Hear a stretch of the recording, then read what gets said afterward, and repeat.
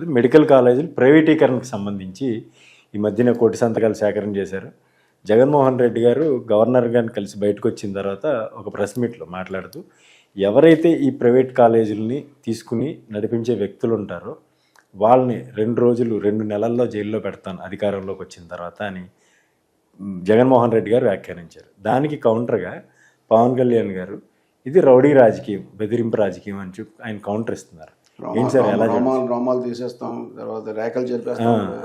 ఏంటి సార్ అది, ఆ వ్యవహారాన్ని ఎలా చూడాలంటారు? అసలు గవర్నమెంట్ పాలసీ ప్రకారం పీపీపీ అని చెప్పేసి ఏదో అనుకుంటే గవర్నమెంట్ పాలసీ అనేది అదొక పాలసీ, పొలిటికల్ పాలసీ, అది అడ్మినిస్ట్రేటివ్ పాలసీ. అవును, ఆ పాలసీ ప్రకారం ఫర్ ఎగ్జాంపుల్ రేపు ఏదైనా పెట్టకూడదు. నేను పీపీపీకి పచ్చి వ్యతిరేకం, బద్ద వ్యతిరేకని. కానీ ఆయన పెట్టేది ఎవరంటే చంద్రబాబు నాయుడు గారు. ఆయనకుంటే ప్రయోజనం ఏమో అనుకున్నాయి, ఆయనకుంటే ఆలోచన అంటారో ప్రయోజనం అంటారో ఏమైతే ఉన్నాయో ఆయనకి గవర్నమెంట్ అయితే పదవి ఆయనకి ఇచ్చారు కాబట్టి ఆయన నిర్ణయం తీసుకునే స్థితిలో ఆయన ఉన్నాడు కాబట్టి ఆయన రూట్ ఎంచుకోవచ్చు. దానికి మనం అది వేరు. ఈ వచ్చేవాడు జనరల్గా చంద్రబాబు నాయుడు తాలూకు మనిషి అయి ఉంటారు. గవర్నమెంట్ సీటుకి దగ్గర ఉన్నటువంటి మనిషి అవుతాడు. మామూలు వాడు అల్లటప్పగా రాడు కదా, పైగా అంత డబ్బున్నోడే వస్తాడు. ఈ ప్రయోజనాన్ని చంద్రబాబు తీసుకోవడానికి తగినటువంటి మానసిక స్థైర్యం ఉన్నటువంటి ఎవరైతే ఉంటారో వాళ్ళే వస్తారు. వాళ్ళే వచ్చి తీసుకుంటారు ఈ 10 కాలేజీలను నడుపుకుంటే గవర్నమెంట్ పాలసీ ప్రకారం దాంట్లో వాళ్ళు మామూలు రెగ్యులర్ పద్ధతి ప్రకారం పోటీ ఇది చేస్తారు. ఇలా చేసినట్టయితే మన బాంబే ఎయిర్పోర్ట్ ఉంది, జీవీకే రెడ్డి గారి చేతిలో ఉండేది. అర్జెంటుగా అన్ని సంతకాలు పెట్టేసి మళ్ళీ ముంబై నుంచి ఆయన సెపరేట్ ఫ్లైట్ ఉందో లేకపోతే మరి సెపరేట్ టికెట్ కొనుక్కున్నాడో తెలియదు. శంషాబాద్ ఏమో వాలిపోలేదు. ఆ ముంబై ఎయిర్పోర్ట్ని పట్టుకెళ్ళి మన అదాని గారికి ఇచ్చేలేదా? అదాని గారిని ఎవరైనా చేసేస్తారా? తర్వాత రేపు పొద్దున మోడీ దిగిపోతే అదాని గారిని ఏమైనా జైలు పెట్టేస్తారా?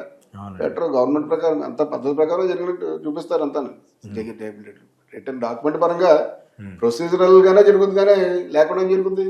అయితే గవర్నమెంట్ అలా ఓపెన్ చేస్తే దాన్ని ఆ బెనిఫిట్ని ఎవరైనా పొందేవాళ్ళు పొందుతారు. పొందినంత మాత్రం చేత నువ్వు జైల్లో పెడతానని చెప్పేసి అంటే అది ఊరికే క్యాజువల్గా అన్నారనుకుంటాను. పెద్ద ఆయన కూడా సీరియస్గా అన్నారని చెప్పి నాకు అనిపించట్లేదు.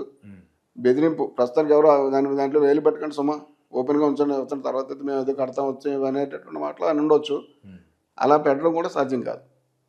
మీరు వచ్చింది మేము తిరిగి వస్తే మా అయితే కాంట్రాక్ట్ రద్దు చేస్తాం, మళ్ళీ మేము తీసేసుకుంటాం అని చెప్పి అనొచ్చు తప్ప మిమ్మల్ని జైల్లో పెడతామని చెప్పేసి అంటాం అనేది అంత హేతుబద్ధంగా కనిపించట్లేదు.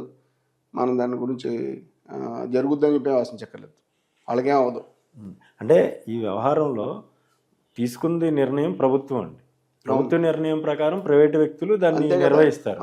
అయితే ప్రభుత్వాన్ని కాదని వ్యక్తి మీద ఆయన టార్గెట్ చేశారనేది ఇక్కడ వస్తున్నటువంటి వ్యక్తిగా వచ్చే వాళ్ళకి బెదిరింపు తప్ప అలాంటి పని చేయడానికి చీఫ్ మినిస్టర్ కూడా సాధ్యం కాదనేది నా మాట, నా అభిప్రాయం. అది మన అలాంటి బెదిరింపులు ఎలా చేయకూడదు. ఒకవేళ ఎవరైనా చేసినా ఏదో రాజకీయ బెదిరింపులు అనుకోవాలి తప్ప వాటికి పెద్దగా ఇంపార్టెన్స్ కూడా లేదు. వాళ్ళు ఎవరు బెదిరిపోవాల్సినటువంటి పని కూడా లేదు. పవన్ కళ్యాణ్ గారి వ్యాఖ్యలను ఎలా చూడాలంటారు? పవన్ కళ్యాణ్ గారు వ్యాఖ్యలు కూడా శృతి నుంచి ఉన్నాయి. అవి కూడా అసలు దాని అన్బికమింగ్, వాటిని అనవసరమైనటువంటి వ్యాఖ్యలుగానే మనం చూడాలి. అలాంటి రోమాలు తీసేస్తాను, రేఖలు జరిపేస్తాను, వీళ్ళంతా అంత పని అది కాదు. మీరు రాజ్యాంగబద్ధమైనటువంటి ఒక పదవిలో రాజ్యాంగం మీద ప్రమాణం చేసి వచ్చినటువంటి మనిషి. మీరు ఏదో మామూలుగా ఏదో బ్యాస్మెట్లు వేసి కూర్చోబెడతాను, నీకేదో చేతులు వెనక్కి తిప్పేసేది చేస్తాను, ఇలాంటి మాటలు ఒక పదవిలో ఉన్నవాడు అంటున్నటువంటి మాట ఏంటి?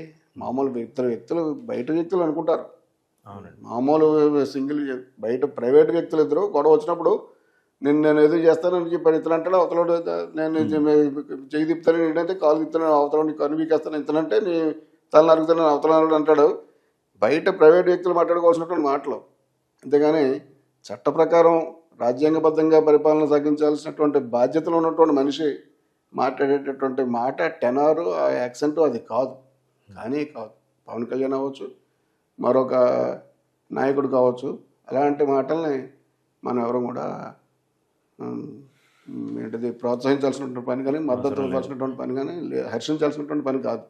అలాంటి మాటలు మనం ఎవరు మెచ్చరు. జనరల్గా హేతుబద్ధంగా ఆలోచించే వాళ్ళు ఎవరు? నీకు ఇచ్చేది పవర్ నీ చేతిలో ఉంది.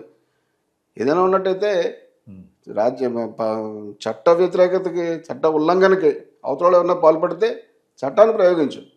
డ్యూ ప్రాసెస్ ప్రకారం చట్టం తన పని తాను చేసిపోయేలా ప్రవర్తించాలి. ప్రవర్తించాలి. రూల్ ఆఫ్ లా అమలు జరిగేలా చూడాలి తప్ప Implement అయ్యేలా చూసుకోవాలి. నువ్వు వచ్చి సొంతంగా వచ్చి ఫైట్ చేసేది కాదు కదా అది. ఇక సినిమాలో లాగా అది వేరు ఇది వేరు. ఆ రకం ప్రవర్తన ఈయన మాటను కూడా నాకు అంత సమంజసంగా అనిపించట్లేదు. తప్పు ఒప్పుకోలేం. Thank you sir, thank you very much అండి. Thank you very much sir. ఈ వీడియోపై మీ అభిప్రాయాన్ని ఖచ్చితంగా తెలియజేయండి.